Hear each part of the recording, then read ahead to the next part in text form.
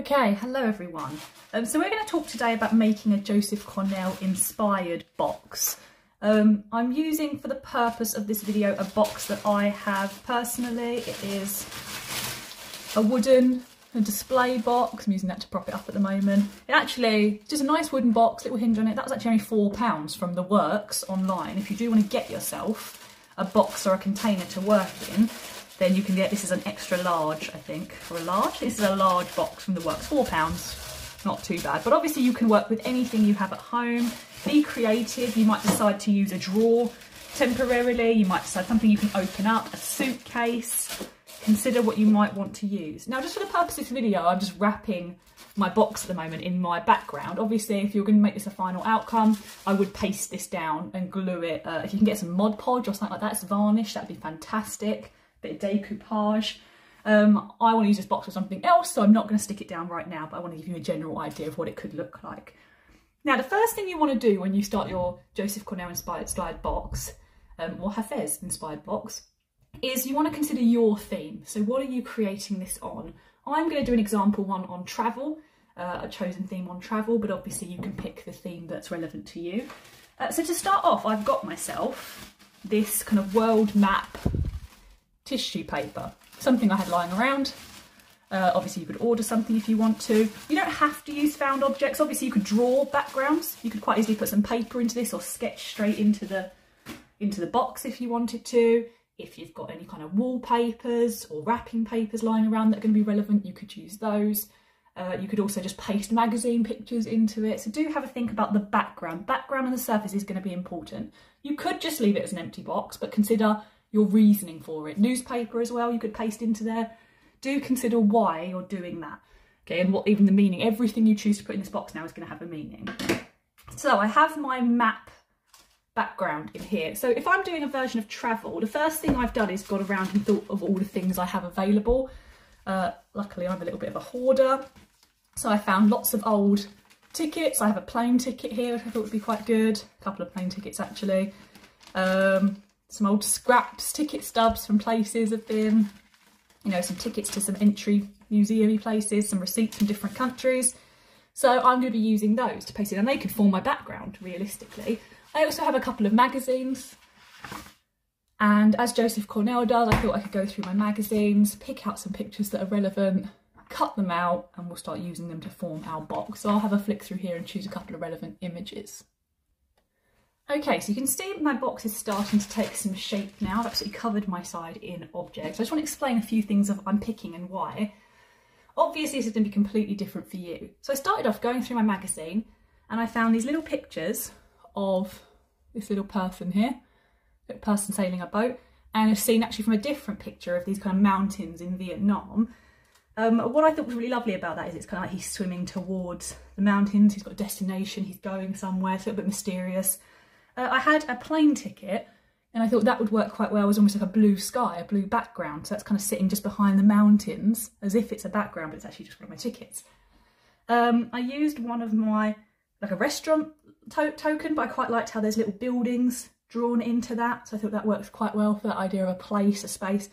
And I have a little sculpture that I had from home that I'm putting in there. This is all about using what you have to hand. Obviously, you are choosing a specific theme and you have to work with that, but do think about symbolism and what you can take advantage of. I have an old key here that I found in one of my drawers. And as I said before, you have to think about the message you want to bring your work. I think the message I'm trying to bring here is that travel is almost like the key to the world. It's, you know, it's wondrous, it's exciting, it's adventurous, it opens you up to new cultures. So that's what I'm trying to bring into this work. I have a small collection of foreign coins here, so I thought I could take advantage of that. Let's see what kind of coins I got, what the interesting ones. That's the noise. Take some foreign coins. Some better ones than that. And I might pop them on there. Again, the idea of adding that element of being somewhere else. Travel, unusual coins. Go away, cat, this is not for you. I've also got some notes I could put into there. Ah, that's the kind of coins I want. They're the kind of coins I want. They're more Asian, aren't they? There we go. Some Asian coins. I got some notes I could put in. So I think it's that element. Again, all of this could act as my background as well. Notes and things could also act as my background. I could paste that onto the side. Remember to use your sides. Go away, cat. Thank you. Remember to add things into the side of your box. I think I'll sit that right there for now, but I could paste that in. And I think that would work quite well, if it would stay. So I'm starting to build up a few things in my box. And again, I like the idea of that key. I might even want to bring more of that in. Maybe I can find a group of keys and lay them all down, maybe hanging from the box. If I actually get a chance to stick all this and stand it up, I could then hang the keys down from the top on strings. And I think it's a really lovely bit of symbolism of how travel is kind of the key to seeing the world, opening up the world. On this side, I actually thought instead of my background of my decoupage, I could fill it with postcards. I found this group of postcards I had available. I could also take some postcards maybe that have been written on and cut out some areas of those and stick them in. I found a couple of postcards of old buildings, so if you wanted to keep it a little bit older, a different theme, you could obviously use that as well. You could obviously do anything you want. You could make it a bit more comical. If you don't have items available, I'm very fortunate. I've chosen a theme I'm interested in. I've got a lot of objects available to do it. Don't be afraid. You can do just drawings and designs for it. So you could sketch yourself out a background instead and use those. So you could do some quite simple watercolour drawing sketches. That could act as the background to one of my boxes and I could build on top of that. So it doesn't have to be decoupage boxes, but do consider what you might want to do for your background to fill it up. Okay, so that's where we're going. I do want to see some creative and exciting ideas. This is very individual and very open. As much as I can do a demonstration, it's very much about what you want to do. I think the inclusions of physical objects is quite important if you have anything available. If not, consider making something, okay? As I said, even if you do drawings, you could cut them out, stand them up in places, so there's a little bit of an element of not everything just being pasted flat to the bottom. As I said, if I could stand this up now, I could hang the coins, I could hang the keys, they could form almost like a little front barrier, and I think that would work really well. Perfect, thank you guys. Just a very quick little example of making a box. Okay, so very quickly before I finish, I found something else I wanted to pop in there, something a bit random. I actually found these lavender bath stones. So actually, again, it's that idea of thinking outside the box a bit. I thought they would work really well for a build-up of kind of more landscape work, especially on this side where it's all about visiting national parks and seeing the world, and I thought they would work really well. I've also found another key to place in.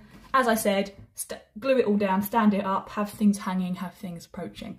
The key, obviously, this is an outcome. If you make it and you can carry it into school, great. If you can't, then it's going to be all about strong photography. Okay, so make sure you get yourself a good light. If you can move it, take obviously your object to somewhere. If not, bring a light to it. And make sure you're taking really good quality photographs. We obviously want a full bird's eye view photograph like this, and then take some close-ups from different angles. Get into the sides. If you've pasted objects into the sides, get into the corners. Use your lighting and take some really strong photographs. I'd then like to see in your book a page about your response to Joseph Cornell and Hafez. Okay, so I want to see really good quality photographs of this in your book, taken from different angles, in there explaining, annotating why you have chosen certain objects, the symbolism of them, how you went about constructing it. You could take photographs stage by stage if you wanted to, and do a little mini contact sheet of the stages of putting it in if you feel like that's useful. But you don't have to, and just explaining the relevance of your objects and how overall you have this scene.